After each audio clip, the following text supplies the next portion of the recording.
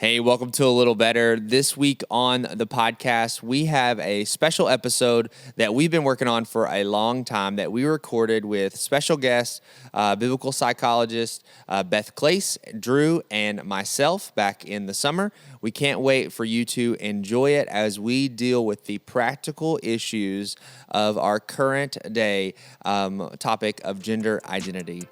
Take a listen, and I hope it's helpful for your walk with Christ. Our goal in this podcast is to know Jesus better, and by the power of His Spirit, do better, so together we can be a little better.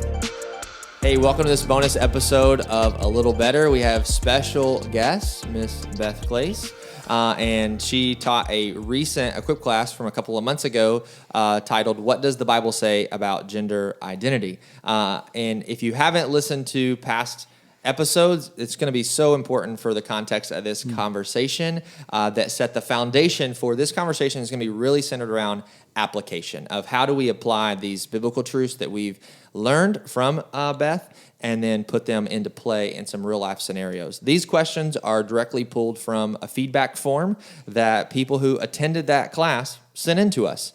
And so, well, welcome. You ready, guys ready to dive into this conversation? We'll see. Let's do it. Let's see what happens. So awesome. So Drew, this first one I'm going to direct more towards you because it's kind of context around Northridge Church. So let's talk about. We use the language around Northridge, welcome home. Is someone welcome at Northridge that may disagree with us on some issues tied to sexuality, the trans, gay, LGBTQAI2 community? Are they welcome at Northridge? Yeah, 100%. We like to say we like to give people a place to belong before they believe. And so we welcome our doors to anyone and everyone. I think we have to recognize that we are broken people and the place you find hope is Jesus. And so that's our goal, is to open our doors to all kinds of broken people. Hey, I was broken before I walked into the doors of the church, and through Christ I found healing. And so, yeah, it doesn't matter. I think we like to put a stigma on, sexual sin, like it's way bigger or way worse. And if you are, you're transgender or you're dealing with a homosexual relationship, you are welcome at Northridge Church. It is a safe place for you to come and explore who Jesus is and what He did for you. Nice. What about some deeper level of not just attending, but what about being active and involved? Can someone be involved and do community group or possibly serve in some various roles at Northridge in that regard? Can they be a part of the church? For sure. I think with anything, as you begin to lead things, we have different standards for our leaders. So I think there could be some limitations on there for any sin that people are involved in. With our community group leaders, we have a standard that they need to meet. And so all of this journey of growing in the church, becoming more involved, is a conversation. We don't have a specific standard of you have to meet this perfection, but we have conversations with people. We help people be transformed by the gospel. And so, yes, I do think someone who is dealing with some of these things, there is a place for them to serve, to greet, and there are places for us to have conversations as they grow in our church. Nice. So let's just get to the root probably of this question is it a sin? And this kind of opens up in the regard of, is it a sin to be a part of the LGBTQAI community, to identify yourself as gay, lesbian, or trans? Do you want me to do this, Beth, or do you want? I'll start. Yes, I do believe it is sin. I think the Bible makes it very clear that this goes against God's design for sexuality, for male and female. And I say those words not as this me coming down on somebody, but I say this graciously and lovingly, that you are walking away from God's best in your life, just like any other sin, right? Where we choose to live in rebellion to God, we walk away from His best. And I think this is a clear and direct sin according to scriptures. Yeah, I agree. I was going to say the same thing. Just, that ultimately drives me back to design. What was God's design for us? And we see that very clearly laid out, certainly in the creation narrative and throughout the whole storyline of Scripture, that not only did God have a design in creating us, but that we as his creation, need to submit to him and live under his authority, not our own desires and inclinations, when sometimes they lead us in a very different direction. Yep. Yeah, you brought up a word desire in the regard of, so could it possible be that someone who identifies with this community of these different sexual ethics or things like that could be born with that desire? You know, there's a lot of conversation in the past several years have been like, well, you shouldn't put different limitations or standards on someone just because they're born this way. Right. How does that conversation around being a part of gay, lesbian, or in the trans community, in the nature of being born with it, how does that relate in that regard? Yeah, I mean, I think that I would be one to say we can't oversimplify this, and it's really easy to say that it's all biological or it's all social, or it's the way you're raised, and frankly, I think it's all of those things that impact our sexuality and our desires. But at the end of the day, we still have to submit to God's authority for our lives, and I think this analogy works a little bit if we think of addiction. I do think that people can be born with a propensity toward addiction. And yet that doesn't mean that we say, well, it's okay, since you were born with a propensity for that, then you should just pursue that. We say, no, I mean, even if you're not a Christian, we generally recognize addictive behaviors are not healthy. Right. So I think, we have to keep those things in mind, that even if you do fully think that this is something that someone is born with the inclination or desire, or being homosexual or transgender,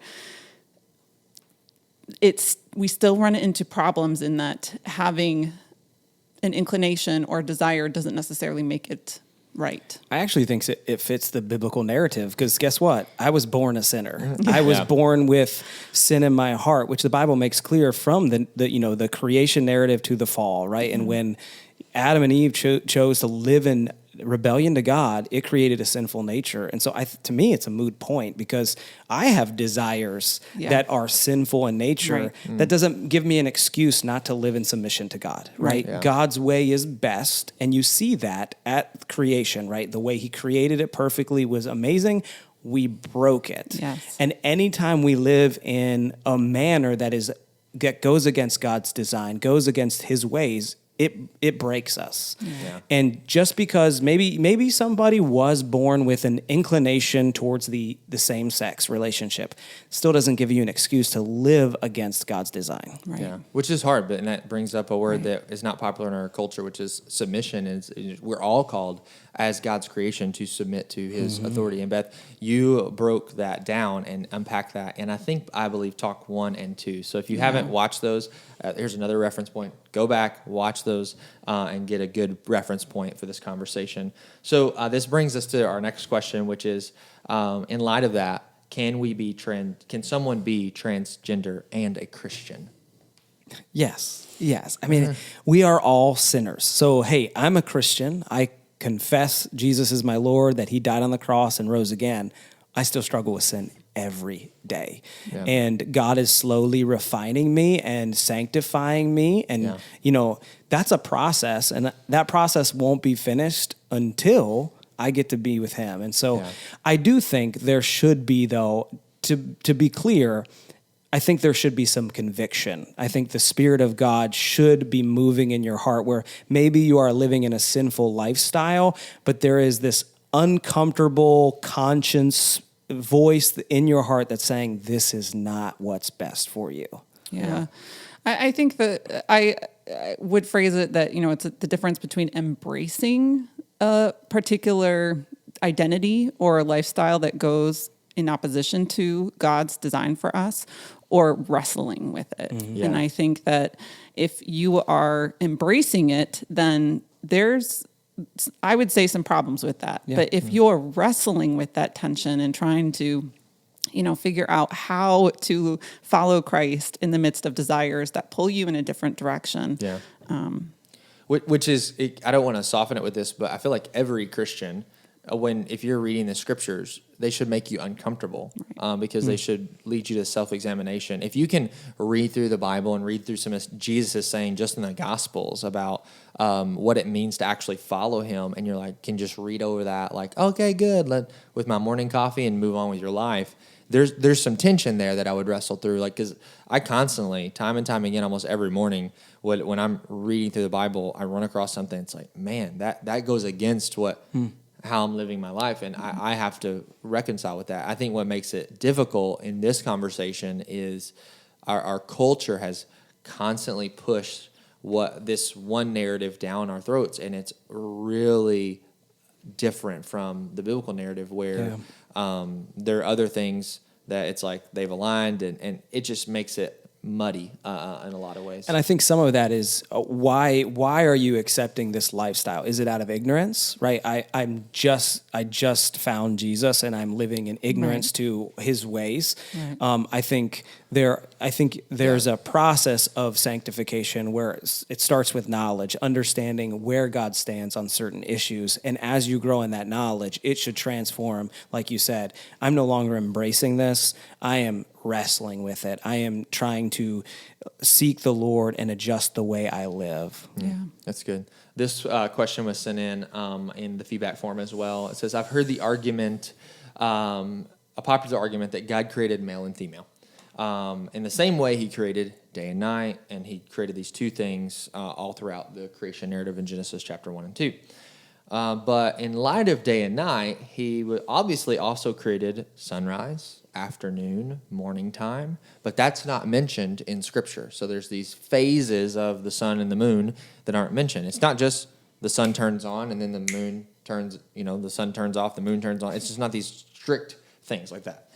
And the point is made from this argument that in the same way that God created that, when he created male and female, he also created everything in between, i.e., LGBTQAI. How would you approach this argument? Go ahead, Beth. Well, I would say two things. I would say, maybe three. I would say one, that is a bit of, I think that we have to be careful of taking one thing like the fact that God created day and night and saying, well, because there's all of these other times of day, that means that gender also includes all of that. That's kind of an extension that we don't quite see in Scripture. But beyond that, I would say two things. One, that while there is variation depending on where the sun is, day is never night and night is never day. So I think that is one issue we would have to wrestle with. And then secondarily, I also think that the Bible does mention sunrise and sunset and high noon and, other times of day are discussed, but we do not see that happening with gender in Scripture. It's never referenced that there are variations in Scripture. And so those are some of the limitations I see with that argument. I get where people are coming from when they use it, but I see some limitations to it. Yeah, I also think on that note, I agree with everything you said. And I would just say, when you approach the Bible that this is truth, not what I want it to be truth. Right. And it feels like that argument comes with an agenda, right? Mm-hmm. I want the Bible to say what I want it to say, so I'm going to try to find a way to get the Bible to say what I want. And there's a lot of people who approach the Bible from very different angles, and they get it to say what they want it to say. It's like, oh, see, right here, I can make this argument. So, all right, let's move to some practical applications of this. So, as a Christian, when it comes to people that I'm in relationship with, they may be friends, family members, workplace, coworkers, or anyone in the stream. If they're a practicing Christian, that this person is, and they have a relationship with someone who identifies in the trans community who is asking them to use a pronoun different from their biological sex that they've been assigned at birth, or maybe it comes out of left field and they have been called one name and now they're asking them to call them a different name. What should we do? What should this person do? Should they agree with this person and just go with the flow, call them the name they want to be called, the pronouns they want to be used, or should they resist? Should they not do that? Help us think through this. This is Honestly, I think this is one of the toughest parts about this whole conversation is knowing how to respond to people. I'll just share kind of like where I would land on this, and I don't know necessarily if there is a solid this is the right way to do it and this is the wrong way to do That's it. helpful to say out of the gate. I do think there are some wrong ways and there are some more right ways. But the way I approach it is, one, is this person in a relationship with Jesus? That's a huge, for me, indicator of how I will approach it, right? If this person doesn't know Christ, I'm going to respect where they're coming from. I'm going to respect their desires, because my goal is not to tell them they're wrong. My goal is for them to see Jesus and for them to see my love. And hopefully the love and respect that I have for them builds a relationship where I can have conversations about Christ and what he did for us and allow Christ to change people, not my harsh judgment. If this person is a Christ follower, I think my approach might be a little bit different in the sense of I might still respect their desire for the name or the gender, but I think I would say, hey, let's have a conversation about this and let's talk about where God stands on this. And I might ask some questions like, hey, why do you feel like this is okay? Why are you living in this manner? I think that's how I would approach it, but I think relationship is really important in this journey, and where they stand spiritually is another really important factor that should kind of gauge how we handle these situations. Yeah. I would add to that, like Preston Sprinkle in his book Embodied has a whole chapter on this where he presents both cases, like 10 reasons. I think there's a Gospel Coalition article that's like 10 reasons why you shouldn't use the pronoun, and then there's another article that probably gets put out, 10 reasons why you should. But I think that was context. I think Drew hasn't been in any of these arguments that I've read, which I think is super helpful that you drew out. Beth, do you have anything to add? No, I don't think so. Not really. I mean, I think I agree that I guess my advice would be that we should always be thinking about what the goal is. And if you are going to just use the pronouns that the person wants, then still have a bigger goal than that. If it's someone you're in relationship with or you're going to see on a regular basis, how can you eventually get to the point where you are sharing the gospel with that person? Yeah. Or, there are opportunities to go deeper. Yeah. I think it's easy to say, well, out of compassion and love, sometimes it depends on where you land on these, but I think sometimes it's easy to say, in compassion and love, I just want to respect the other person's wishes, but then we don't go further than that. Yeah. And Good so point. being able to say, yeah, I'm going to do it, but I'm going to do it with the goal of having opportunities to share the gospel with them. Awesome. That's good. Now we're going to get practical about the workplace. So thinking about people who are in the workplace with workplace relationships. Question sent in is, when is the time to take the stand for biblical principles and values in the workplace, when potentially that may mean demotion, losing a job altogether, or maybe even just being seen as a bigot or someone who's not loving and not compassionate? When is the appropriate time? Is there any guiding principles that you would give to a person in this situation? Go ahead, Beth. We'll let you start this one. Well, I think similar to the pronoun question, there's not a black and white answer to this. I think that context matters. I think the person who is facing this issue matters. Their own conscience matters. Yes. So for one person, they might really feel like, I cannot support what my workplace is doing. It goes against my conscience. Yeah. It violates my conscience. And okay, they might need to take a stand. That might be the thing they need to do. For another person, maybe they're like, this is not what I believe, but I'm going to try to walk this path in a way that makes it clear in some capacity where I stand, or I have a goal of why I'm still going to come along with the organization the way they want me to. And they might be right in doing that. So that's my first thought is, and I know that's really frustrating because we want answers. We want to know, like, what am I supposed to do? Should I just be like, nope, I'm standing for truth? Or, And my question is like, what does taking a stand mean? Yeah. Like, does it mean like, hey, I need to have a one-on-one conversation with my supervisor because this compromises my convictions? I would say, I think that's a that's helpful stand, in that regard. Like, does it look like responding to a company like wide email and hitting reply all and then typing out your beliefs. I don't know if I would ever recommend someone doing that, like what does taking a stand mean in that context? Now, if it's grace-filled one-on-one conversation, like I think if it's compromising, using the principles that you just shared, Beth, I think that could be really helpful. Yeah, I think you take a stand when you're forced to compromise, right? Mm-hmm. I think that is the black and white answer. Anytime someone is forcing you to do a sinful thing, you take a stand. But outside of that, I think God has given us a conscience, and that conscience, like you said, Beth, is different for different people. I know a lot of people that would say, "No, I can't do that. I got to get out." And I know a lot of people are like, "This is my mission field, and this is where I want to stay and engage and not lose my voice for people who might need it." And so, a good reference point in our media just in this last year, a few months ago, a few Tampa Bay players, right? They would fit that kind of this compromise of them choosing not to put the logo on their jerseys, and they had an individual conversation with their team, and then they had an individual conversation with their management and their leadership, and they asked if they could do this, and their management, leadership, and team respected them and said, "Okay, in light of your beliefs, we'll allow you to do this."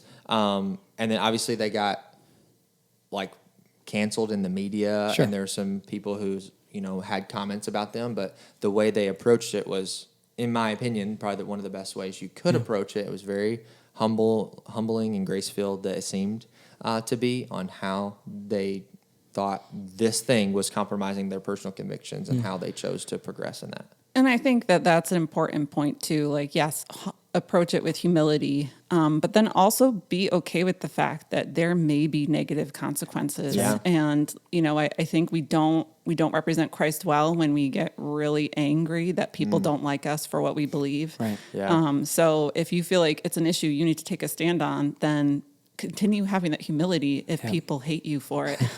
And be prepared for it. Yes. Right? Don't walk into it thinking, "Oh, I'm going to make the stand. I'm going to be the hero." And You're probably not going to be the hero. Yeah. Right. You're going to be hated for it. And hey, Jesus said, you'll be hated for some of the things that he stood for. Yeah, for sure. All right, now getting practical to the school context, specifically tied to, obviously there's like three groups of people that this may apply to. One is the employee, like a teacher, a school counselor, guidance counselor, administration, something like that. There's the parent, and there's also the student, thinking more probably college or high school age. How do I address this issue in my school? We've already kind of talked about the employee, so maybe this circles back around to more parent-student.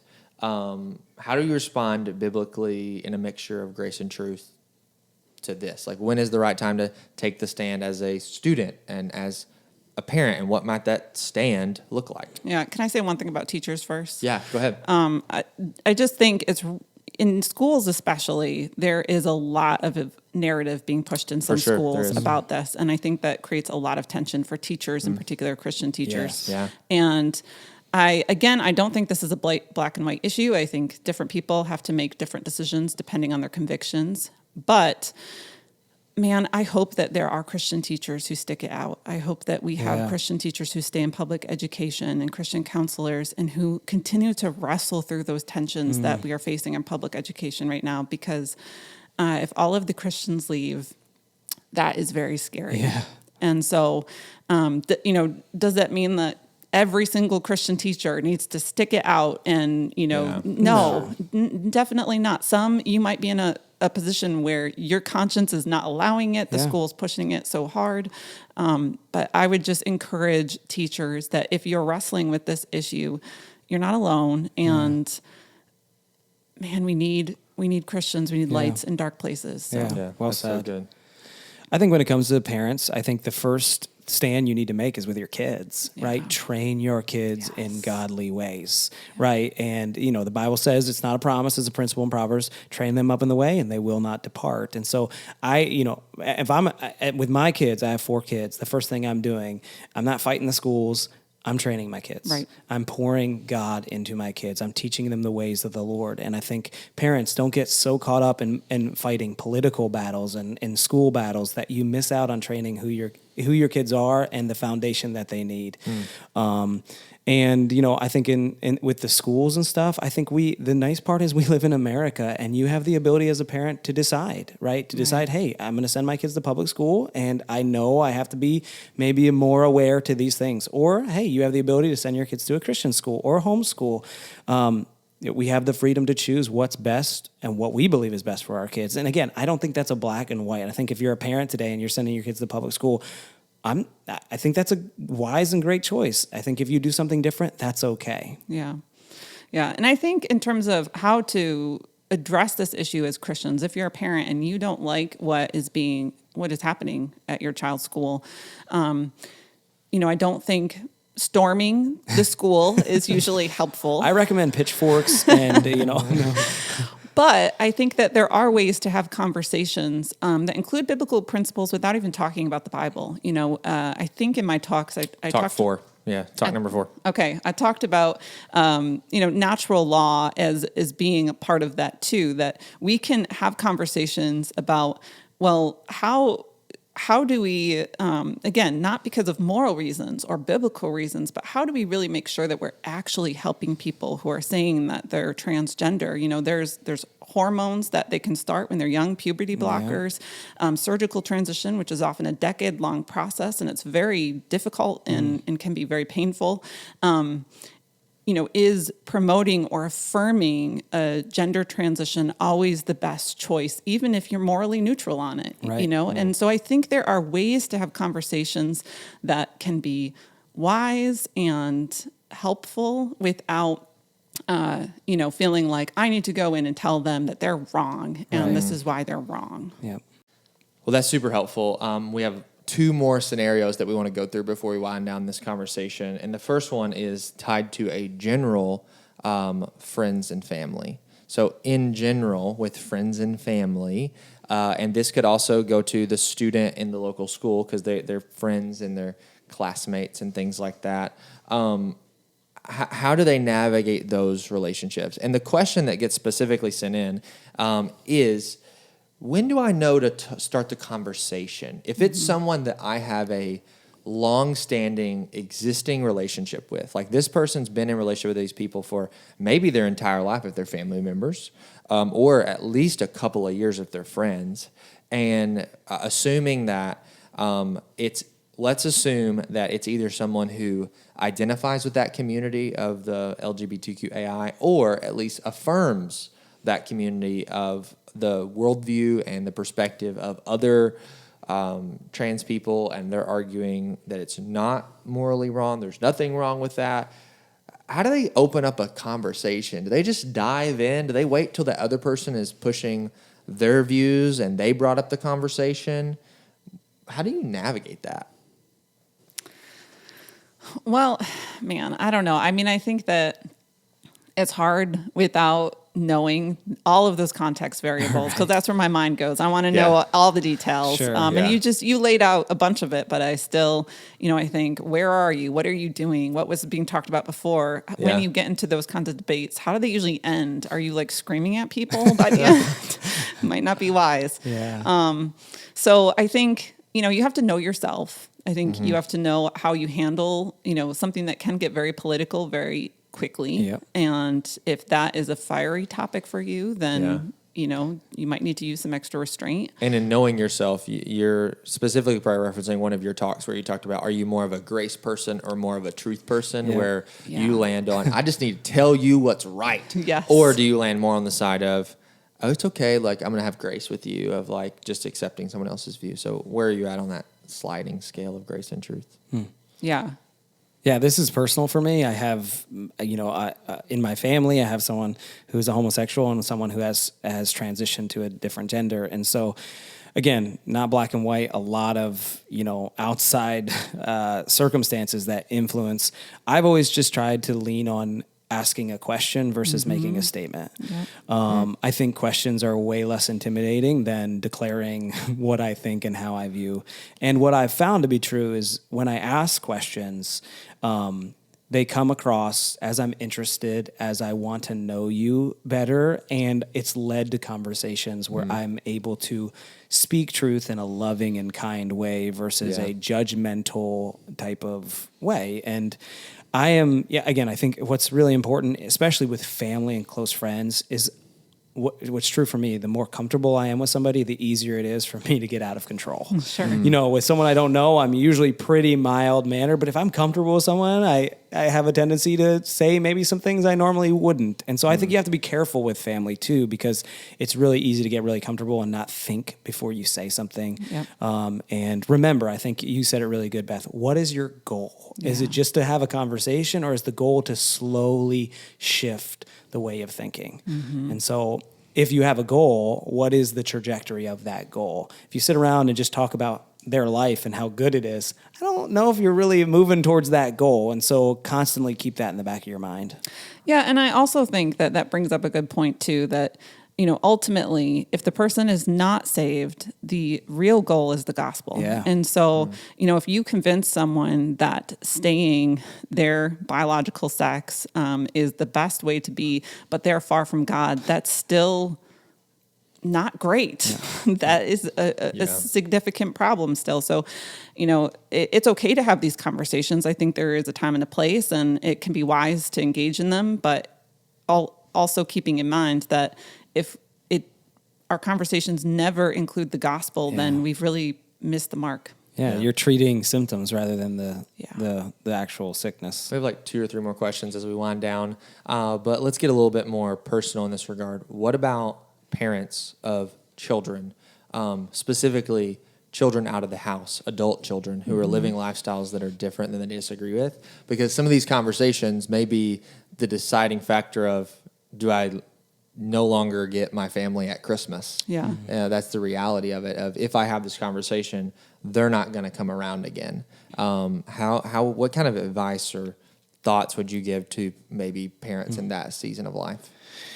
I would say a couple of things. One, prayer is a powerful thing. And so never stop being on your knees praying for your kids, for God to, I think I have to constantly remind myself, I don't change hearts. I don't change minds. God does. And so let's go to the one who actually can do the work that we can't do.